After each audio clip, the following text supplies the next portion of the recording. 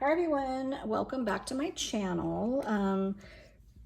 I wanted to share with you guys a fun pocket letter. I was up last night kind of late watching a show, and I was in my craft room kind of organizing and doing some stuff, and I wanted to do a project, but I didn't want to do anything huge because I'm really in the middle of organizing and kind of purging and stuff. And yeah, I just didn't want like a really big project. And whenever I don't want a big project, here's the three things I think the easiest to do. If you want to do a really super simple project, just like do some kind of card.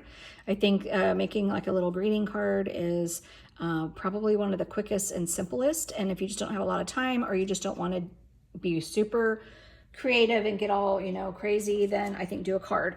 If a memory decks card is another one that I do when I don't have a lot of time, but I do want to create because again, there's just not a lot that goes into those. They're just, you can make just one, you can make a couple, and it doesn't take you like all day long. The other thing, so I think I'm going to name 4 things. The other thing is just make a couple of fun embellishments. So last week I made a whole bunch of like sewing type embellishments because I had a bunch of dies from the Greetery that I had been wanting to use. So I did some of those, and I wound up turning it into an embellishment album that I have a video on that one that you guys can check out. And then last night, because I had so many of these extra embellishments left after I made the embellishment album, I decided to put together a really fun pocket letter. So what I did for this pocket letter is I picked out some of my favorite pieces of paper from the collection. So I absolutely love like this wall of embroidery hoops. I think that is one of the best pieces of paper in the Poppy and Pear collection. It's just so fun. The other one I absolutely love is this bow paper. So I use those, and this is from the 6x8 pad. So the pattern is a little bit smaller than if I had used the 12x12 paper. So just keep that in mind.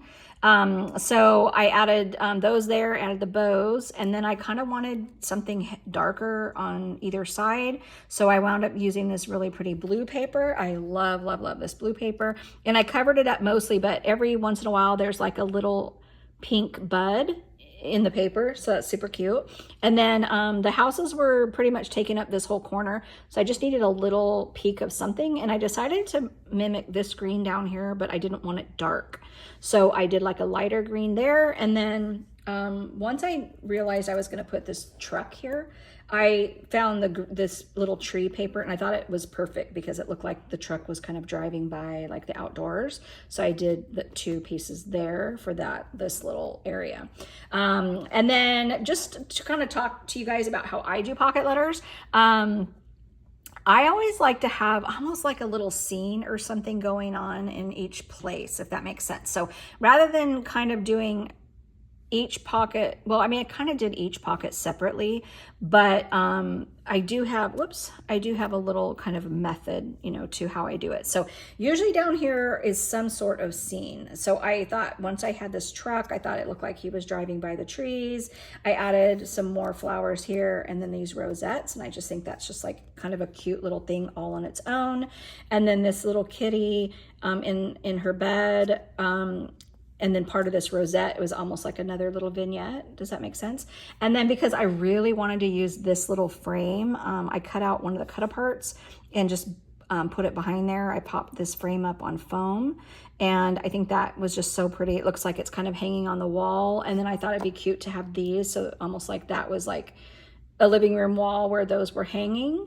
Does that make sense? And then I added this little bow here. And then up here, again, you have like kind of another little scene going on with the houses. And then I wanted to tie in these little rosettes, so I did that one. And then I thought this little, oh my gosh, I just love this embellishment. It's like one of my favorite embellishments I've made lately. And then I added that little piece of ephemera, and then added like all of this fun different yarn, like pom-pom yarn and stuff like that, just because this is all about like embroidery and sewing and things. So but yeah, super cute. So let me just show you each panel kind of close up. So there is the first panel. So cute. Hopefully the colors are coming through okay. But this is a really fun collection. So if you like I would say like pastels, but a little bit brighter. This is a perfect collection for you. I feel like it just really, it's not like primary colors, but they're just beautiful, like more soft, but not pastel, colors. So really, really fun. Look at this. Isn't that just so pretty with like that gold foiling on this part and then on the frame? Super, super cute. There's like a little layered bow that I added that I popped up on foam. And then I also always do at least one like shaker element. So I did keep a pocket clear to do a shaker. I usually do my shaker here, or sometimes I'll do it here, like 2 down here. Just depends on my layout. But yeah, I think that really came out cute. So these are some of the sequins from Poppy and Pear. And then I added like some of my own in there. And then there's those little cute embroidery hoops from the Greetery. And I just kept them plain and then added just that little bow to like just to the tops. I think that came out really cute. And then there's that little kitty and the truck. But love, love, love it. And then on the side of my pocket letters, I usually add paper to cover up just the ugly plastic. And then I did add this trim, and I forgot to I usually, once I cover this with paper, I'll usually on the back, I'll punch these because I keep all my pocket letters in a binder if I don't gift them. So I do like to, have that. So I'm going to have to try to push this pom-pom trim aside enough to cut those. So this can, still fit in my little binder. But yeah, so I love, love, love how that turned out. And then, so as I mentioned, these little embroidery hoops are from the Greetery. I don't remember the names of them, but there's 2 that I haven't embellished yet, but these are the same ones. There's about 7 different ones in the set, 7 or 8, but a lot of different shapes, really cute. And then this bow set, I'll show you that die set real quick. I just got it from Frank Garcia's studio. It just came in the mail, and it's from Pretty Pink Posh. And I love that it's just an entire die set of just all different bows. And what I did for my bows is I cut this whole thing out once in foam, like a really thin foam. And then I cut it out in a pattern paper. And then I put these guys together. So you can kind of see there, you've got foam, and then you've got your pattern paper, and then I just hot glued those together, and then I added a cabochon, and that's how I did this one here. And then there's, I did some gold bows. This is another, like a little tiny gold bow, which I could add somewhere. And then instead of doing a bunch of different pattern paper, I did all the same. But I love that like strawberry paper is so stinking cute.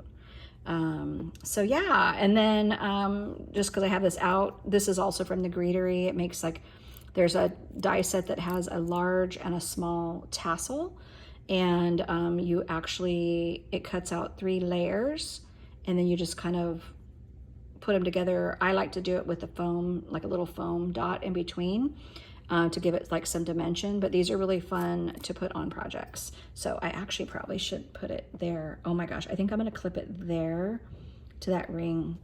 Wouldn't that be cute? Just kind of on there. Oh yeah, I think I'll do that. So anyway, that's it, you guys. And then, oh, real quick, for those of you who've never watched me do, show one of my pocket letters, I cut out all my paper and that slides into the pocket, and then everything else I do on top. So I just glue it with hot glue right on top. It's just how I like to do them.